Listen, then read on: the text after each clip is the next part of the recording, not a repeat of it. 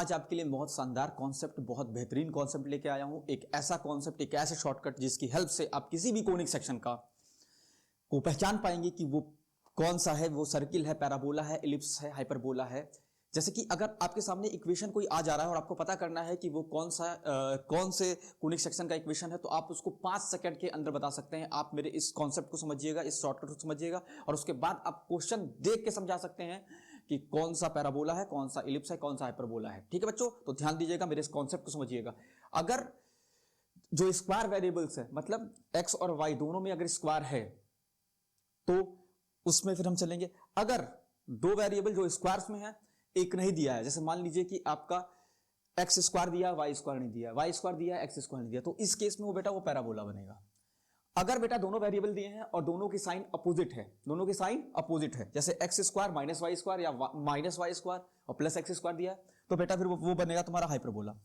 अगर दोनों की साइन सेम है, दोनों स्क्वायर वेरिएबल की साइन सेम है, ठीक है, जैसे मान लीजिए प्लस एक्स स्क्वायर है प्लस वाई स्क्वायर, उस केस में क्या होगा कि दोनों वेरिएबल के जरा कोफिशिएंट चेक करिएगा। अगर दोनों सेम नंबर से मल्टीप्लाई होंगे, जैसे 4x square plus 4y square होगा, तो बेटा फिर वो बनेगा तुम्हारा सर्किल। क्या बनेगा बेटा? सर्किल। और अगर दोनों वेरिएबल अलग अलग नंबर से मल्टीप्लाई होंगे, जैसे मान लीजिए 4x square plus 3y square या 3x square plus 4y square, दोनों में कोफिशिएंट अलग अलग हैं, एक्स और स्क्वायर और वाई स्क्वायर के, तो फिर बेटा वो इलिप्स बनेगा।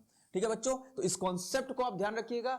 मैं आपसे कह रहा हूं, अब मैं आपको उस कॉन्सेप्ट को अप्लाई करके बताता हूं कि 5 सेकंड के अंदर आप कैसे पता कर सकते हैं कि कौन सा इक्वेशन पैराबोला है, कौन सा इक्वेशन इलिप्स है, कौन सा इक्वेशन हाइपरबोला है। तो ध्यान दीजिएगा, इस इक्वेशन को देखिए, इसमें एक्स स्क्वायर और वाई स्क्वायर दोनों है, ठीक, और दोनों के कोफिशिएंट सेम है। तुरंत मैं बोला सर्किल हो गया ये, क्योंकि मैंने आपको बताया है कि अगर दोनों स्क्वायर वेरिएबल के कोफिशिएंट सेम होंगे तो सर्किल बनेगा। अब यहां पे देखिए, यहां पे एक्स स्क्वायर है और वाई स्क्वायर है ही नहीं, एक ही वेरिएबल है जिसका स्क्वायर लगा हुआ है, दूसरा वेरिएबल तो है ही नहीं, तो ये क्या बन गया बेटा? पैराबोला बन गया। क्या बन गया बेटा? पैराबोला बन गया। और सुनिए तीसरा, यहां एक्स स्क्वायर लिखा है और वाई स्क्वायर लिखा और बीच में माइनस साइन लगी। जब दो स्क्वायर वेरिएबल के बीच में माइनस साइन लगती है तो क्या बनता है बेटा? हाइपरबोला बनता है। क्या बनता है बेटा? हाइपरबोला बनता है। उसके बाद सुनिए एक बात और, यहां 4x square minus 4y square, कुछ मुझे देखना ही नहीं है, यहां स्क्वायर के बीच में यह माइनस लगा हुआ है स्क्वायर वेरिएबल के, ये भी आपका क्या बन गया बेटा? हाइपरबोला बन गया। क्या बन गया बेटा? हाइपरबोला।